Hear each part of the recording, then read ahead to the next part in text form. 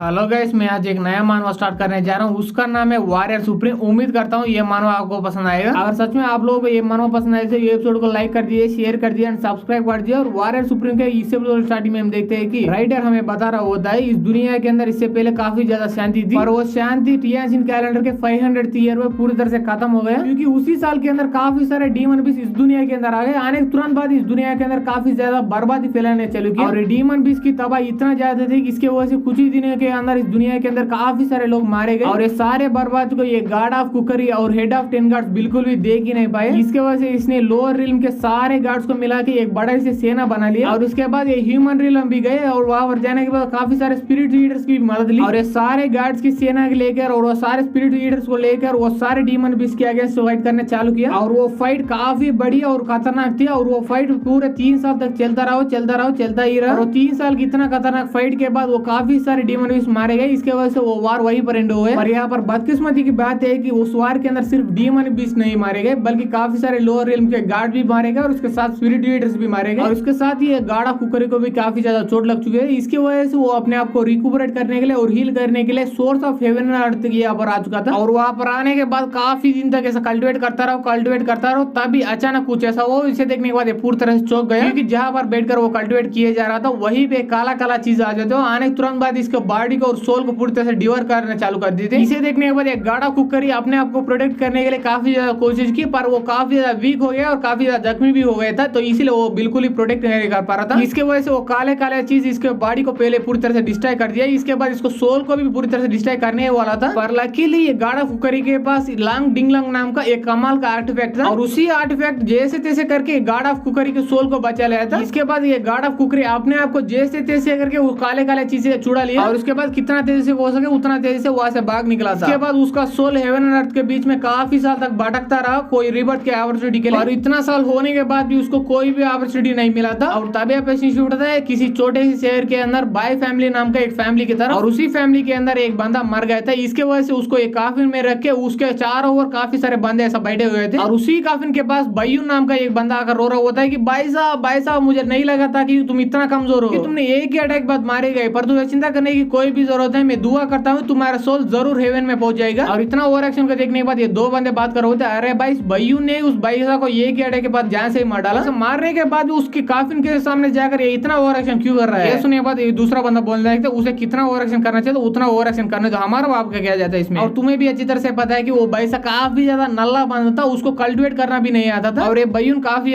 Genius था, और इसके वजह से इस जैसे जीनियस उस जैसे नल्ले बंदे को मार भी डाला, उसके बाद भी किसी को कुछ भी नहीं फर्क पड़ने वाला। तभी हम देखते हैं गार्ड ऑफ कुकरी की सोल को काफी अच्छा अपॉर्चुनिटी मिल जाती है। फाइनली इसके तुरंत बाद ये काफिन के अंदर घुस जाते हैं, घुसने के तुरंत बाद बाईसा की बॉडी अंदर पूरी तरह से समा जाती है। इसके बाद ये अपना आंख को लेता है और अपने मन ही में सोच लेता है, अरे बाप रे मैं कहां पर आ गया हूं। जितना मुझे याद था मैं लास्ट टाइम कल्टिवेट कर रहा था, तभी मेरे पास एक डीमन एनर्जी आ गया, आने तुरंत बाद ही मेरे बॉडी को पूरी तरह से डिवोर कर लिया था, और तभी इसको जोरदार सिर दर्द होना चालू कर देते। ये महसूस करने के बाद ये अपना मन ही में सोच लेता है, अरे यार ये मेमोरीज किसके, और तभी इसके मेमोरी के अंदर एक सफेद दाढ़ी वाला बुढ़ा आ जाता है। आने के बाद बोलने लगता है, भाई साहब तुम्हारे पेरेंट्स काफी सालों से मिसिंग है और तुम कल्टिवेट नहीं कर सकते, आगे जाकर तुम हमारे फैमिली के अंदर जिंदा रहना चाहते हो, कुछ भी गड़बड़ करने की कोशिश भी मत करना। और तभी इस बाईसा की मेमोरी के अंदर कोई और बंदा आ जाता है, और ये बाईसा का तीसरा अंकुल होता है। तभी बोला होता है कि बाईसा अब तुम्हारा बाप यहाँ पर नहीं है, पर तुम्हारा बाप यहाँ पर था, तब भी कुछ ज्यादा फर्क नहीं पड़ता था, क्योंकि वो हमारे फैमिली के लिए कुछ भी नहीं किया तुम्हारा बाप ने, और मैं देख सकता हूँ तुम भी तुम्हारा बाप जैसा ही कचरा हो, तो इसीलिए मुझे तीसरा अंकुल बुलाने की हिम्मत भी मत करना। और तभी कुछ लोग बाईसा को देकर बात कर रहे होते हैं कि ये देखो भाई ये बाई फैमिली का बड़ा कचरा है, क्योंकि ये काफी ज्यादा वीक है और कल्टिवेट बिल्कुल भी नहीं कर सकता, और इसे देखने के बाद मुझे काफी ज्यादा तरस आ रहा है इसके ऊपर। इसके बाद इसके मेमोरी के अंदर ये भी देने लगते हैं कि हर रोज इस बाईसा को कोई ना कोई आता तो आने के बाद तुरंत पूरी तरह से कुटाई कर देता था। और फाइनली एक दिन आ गया, उसके सामने एक बय्यून आ गया, आने के बाद ये बोलने लगा था कि तुम कचरे का तेरे वजह से ही मेरे 10th लेवल पर ब्रेक थ्रू करने के प्रोसेस काफी ज्यादा स्लो हो रहा है, क्योंकि मेरा शेयर का भी रिसोर्सेज तुम्हें भी प्रोवाइड कर रही है बाई फैमिली, तो इसलिए मैं तुझे जिंदा बिल्कुल भी नहीं छोड़ूंगा। ये बोल के एक जोरदार मुक्का इस बाईसा पर कर देता। बाईसा पर करने के बाद बोल रहा होता है कि तुम्हें मार के मैं इस बाई फैमिली को काफी बड़ा एहसान कर रहा हूँ। ये बोल के वो वहां से चले जाते। इसके बाद हम बाईसा की तरफ देखते, वो काफी ज्यादा वीक था, तो इसलिए वो सिर्फ एक ही पंच के वजह से वहां पर पूरी तरह से मर गया था। और तब हम प्रेजेंट में आते, तब ये गार्ड ऑफ कुकरी सोल अपने मनी में सोचने लगते कि ओहो तो ये बंदा ऐसा मर गया था। मैं महसूस कर सकता हूँ कि इस बंदे का सोल का वेवलेंथ और मेरा सोल का वेवलेंथ ऑलमोस्ट इक्वल था, तो इसीलिए मैं इस बॉडी के अंदर रिबर्थ हो चुका। और ऐसे ही कुछ देर वो वहीं पर लेटा होता, तभी उसके बाईसा की बॉडी के अंदर की मेमोरीज इसके अंदर पूरी तरह से समझ आते हैं। तभी इसको समझ आती है कि ये काफिन के अंदर है। ये समझने के तुरंत बाद ये उठ जाता है और चिल्लाता है, क्या क्या क्या मैं सच में काफिन के अंदर हूँ। करूँ। और तभी हम बाहर की तरफ देखते वो बयून अभी भी ओवर एक्टिंग किए जा रहा होता है और चिल्ला रहा होता है कि भाई तुम्हें इतना कुत्ते की मौत बिल्कुल भी मरना नहीं चाहिए थी। इसके बाद ये बयून अपने मन ही मन सोचने लगता है मुझे सच में नहीं लगा था कि मेरा सिर्फ एक ही पंच की वजह से वो भाई साहब वहीं पर मर जाएगा, और वो मर भी गए, इससे मुझे फर्क ही नहीं पड़ता, बल्कि मुझे काफी ज्यादा खुश भी हो रहे हैं कि अब से ये बाई फैमिली मुझे ही सारा रिसोर्स प्रोवाइड करेगी और मैं और भी तेजी से स्ट्रांग बनता जाऊंगा। उतने में उस काफिन के अंदर से कुछ ऐसा आवाज सुनने देने लगता है। ये सुनने के बाद बयून अपने मन ही मन सोचने लगता है अरे यार यहाँ पर क्या हो रहा है। उतने में उस काफिन के ऊपर का ढक्कन हवा में उड़ जाती है और उसके बाद वो ढक्कन सीधा आकर इस बयून के फेस के ऊपर लग जाती है। इसके वजह से इसको काफी ज्यादा चोट लग जाती है, इसकी वजह से पूरी तरह से वहीं पर बेहोश हो जाते हैं। तभी हमारा मेन कैरेक्टर गाड़ा कुकरी यानी भाई साहब बोल रहा होता है कि तुझे इतना भी ओवर एक्शन करने की कोई भी जरूरत नहीं, क्योंकि मैं भाई साहब पूरी तरह से जिंदा है। और इसे ऐसा उड़ता हुआ देखकर ये सारे लोग पूरी तरह से डर जाते हैं, चिल्लाते हैं भागो भागो यहाँ पर भूत आ गए। और इतना चिल्लाने की वजह से बयून होश में जाते। होश में आने के बाद ये भाई साहब को देख लेते, देखने के बाद चिल्ला रहा होता है कि ये लगा था कि तुम मर गए हो पर तुम अभी तक जिंदा हो, पर तुझे चिंता करने की कोई भी जरूरत नहीं क्योंकि मैं तुझे अभी मार डालूंगा। ये बोल के अपना पूरा पावर यूज करके भाई साहब पर अटैक कर देता है, पर भाई साहब इसको आसानी से डांस कर लेता है। इसे देखने के बाद बयून थोड़ा चौंक जाता है और अपने मन ही मन सोचने था अरे यार ये कैसा पॉसिबल हो सकता है, मैंने अपना पूरा पावर यूज कर दिया इस अटैक में, फिर भी उसने मेरे पंच को कैसा डांस कर लिया। तब हम भाई साहब की तरफ देखते हैं, वो इसके तरफ बढ़ते हुए बोल रहा होता है तुझे भी कुछ ज्यादा चिंता करने की कोई भी जरूरत नहीं क्योंकि तुम भी कुछ ज्यादा समय तक जिंदा नहीं रह पाने वाले हो। ये बोल के उस बयून का हाथ पकड़े था, पकड़ने के तुरंत बाद अपना कुंफू का यूज करके उसका सिर जमीन पर ऐसा गाड़ देता हूँ। गाड़ने के बाद ये अपने मन ही मन सोचने लगता है कि मैं भी मान दो मेरे पास इतना सा स्पिरिचुअल पावर बिल्कुल भी बचा नहीं है, तो क्या मेरे पास पिछले जिंदगी का कुंफू का नॉलेज है और जैसे नल्ले बंदे के लिए वही काफी है। और तभी वहाँ पे वो बयून का बाप यानी अंकुल सैन आ जाए, तो आने के बाद पूछने लगता है कि तुम कचरे क्या तेरे हिम्मत भी कैसे हुई जैसे सीक्रेट मार्शल आर्ट टेक्निक को यूज करके मेरे बेटे को मारने की कोशिश करने की। ये सुने बाद बैसा बोल रहा होता है अंकुल सैन तुझे इतना चिल्लाने की कोई भी जरूरत नहीं क्योंकि कोई सीक्रेट मार्शल आर्ट बिल्कुल भी नहीं है, नॉर्मल मार्शल आर्ट से इसे कुंफू कहते हैं। और अगर हम इस फाइट के बारे में बात करें तो तुम्हारा बेटे ने मुझ पर पहले अटैक किया तो इसलिए मैं भी उसके ऊपर एक काउंटर अटैक किया उतना ही। और तुम भी देख सकते हो तुम्हारा बेटा काफी ज्यादा नल्ला था तो इसीलिए मेरा एक ही अटैक को बिल्कुल भी सही नहीं पाया। ये सुने बाद अंकुल सैन बोल रहा होता है तेरी इतनी हिम्मत, तुम मेरे सामने मेरे बेटे को मारने की कोशिश कर रहे हो, उसके साथ साथ ही मेरे भी काफी ज्यादा बेइज्जती मार रहे हो। ऐसा लग रहा है तुम्हारे अंदर कोई तमीज नाम का चीज ही नहीं है, पर तुझे चिंता करने की कोई भी जरूरत है, मैं तुझे आज तमीज सिखा के रहूंगा। ये बोल के ये वुल्फ शैडो अटैक नाम का एक अटैक ये बैसा पर कर देते, इसके वजह से इसके हाथों के अंदर से एक बड़ा सा शैडो वुल्फ बाहर आ जाते हैं। आने के तुरंत बाद ये बैसा के पेट के ऊपर एक जोरदार अटैक कर देते, इसके वजह से बैसा काफी दूर जाकर से नीचे गिर जाते हैं। और नीचे गिरने के बाद ये अपने मन ही में सोचने लगता है अरे यार मेरा पहले स्पिरिचुअल पावर पूरा मैं खो चुका हूँ, इसके साथ साथ ही काफी सारे स्पिरिट लीडर्स के साथ कॉन्ट्रैक्ट भी खो चुका हूँ, इसके वजह से मुझे इस जैसे नल्ला सा सेकंड ग्रेड के स्पिरिचुअल लीडर्स के सामने भी हारना पड़ रहा है। अगर मैं पहले जैसा होता मेरा सिर्फ एक ही स्पिरिट लीडर काफी था, इस जैसे सेकंड ग्रेड के काफी सारे स्पिरिट लीडर्स को हराने के लिए। और तभी वहां पे वो अंकुश आना जाए, तो आने के बाद बोलने लगता है कि बच्चे क्या तेरे अंदर अब तमीज नाम का चीज आ गया है क्या मुझे इस जैसे शैडो वुल्फ अटैक और दो करना पड़ेगा तुम्हारे ऊपर। और ये बोले तुरंत बाद हमारे एपिसोड ये पर खत्म हो जाते हैं। अगर आप लोगों को ये एपिसोड पसंद आए थे ये एपिसोड को लाइक कर दीजिए, शेयर कर दीजिए एंड सब्सक्राइब कर दीजिए and thanks for watching guys.